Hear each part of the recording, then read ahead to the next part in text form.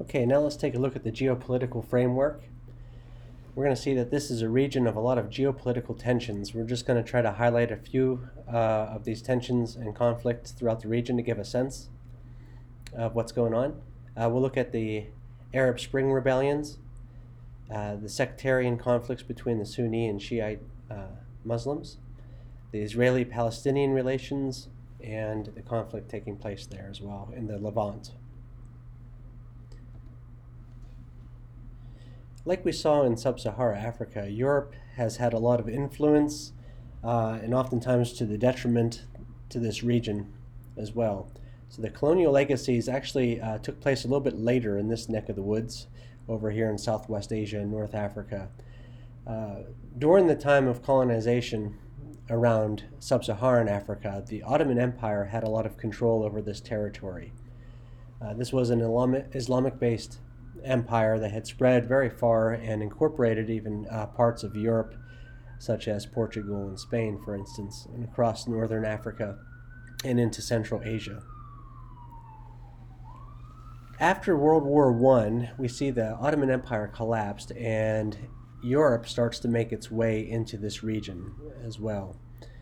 The British and French came to an agreement in the early 1900s, referred to as the Sykes-Picot Agreement, and also involved the Russians. If we look at the bottom right, you can see what they kind of in secret had agreed to in terms of who gets to colonize what in the eastern side of the Mediterranean.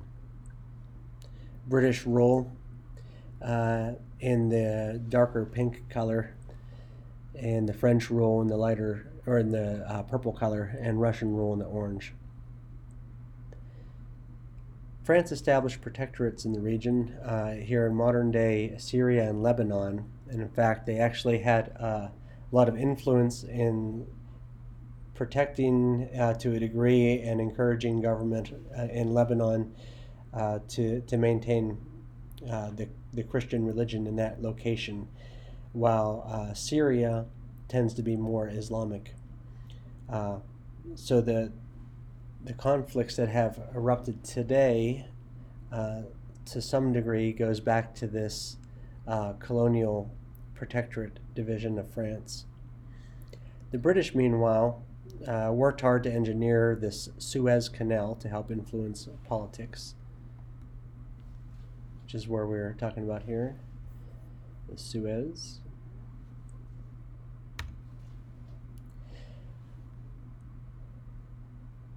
But their colonial days were short-lived. By the 1950s, we see the nations that exist today gaining their independence.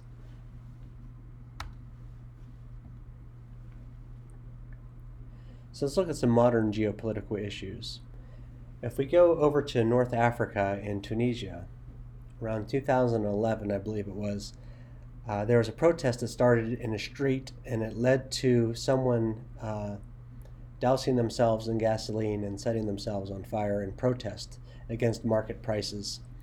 But this was only a small part of an overarching protest against how the government was being run and the totalitarian way, and more of a demand for democracy. But that was sort of the impetus for this Arab Spring movement. It started in Tunisia, and it quickly spread across North Africa to Libya and Egypt, and then made its way into southwestern Asia as well. In fact, today one of the ongoing major conflicts in Syria is directly related to this Arab Spring movement, this demand from the people for more democracy. It also pushed towards the creation of South Sudan in that same year, 2011.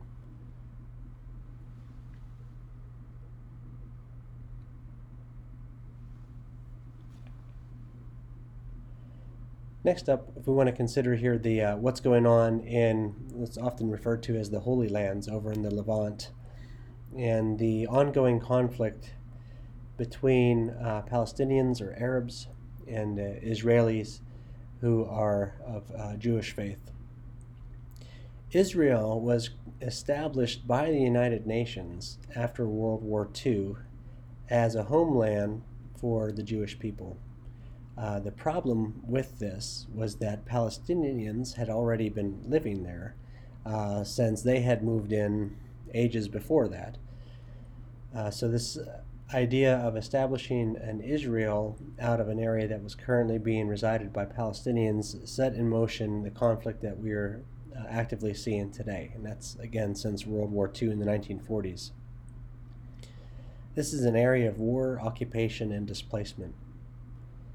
Currently today, the Palestinians occupy the Gaza Strip and parts of the West Bank, and we call it the West Bank because it's the West Bank of the Jordan River, running there between Jordan and Israel. And in the picture depicted in the bottom right, we see Israeli security barriers around the West Bank and Jewish settlements. This is an ongoing source of tension that the Israelis have constructed this wall with watchtowers and at different places electrical fences, with the Palestinians being on the other side.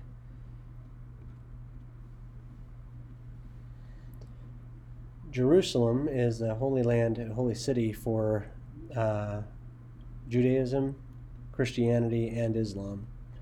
So it still has a lot of conflict over claims to that space. We have continual conflict between Palestinians and Israel soldiers. You'll see every so often in the news a bomb has been exploded somewhere in this region, or live fire is taking place. So it's still a pretty unstable region in terms of safety and ongoing conflict.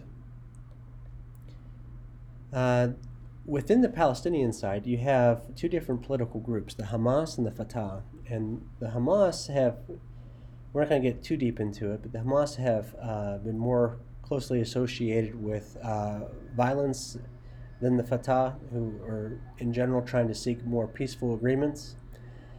Between the two of them, they have not gotten along very well in the past, but between the two of them, they did reach an agreement. Palestinian Authority is what came out of that. And the Hamas today are in control of the Gaza Strip, which you see in like a lighter color in the southwestern part of Israel.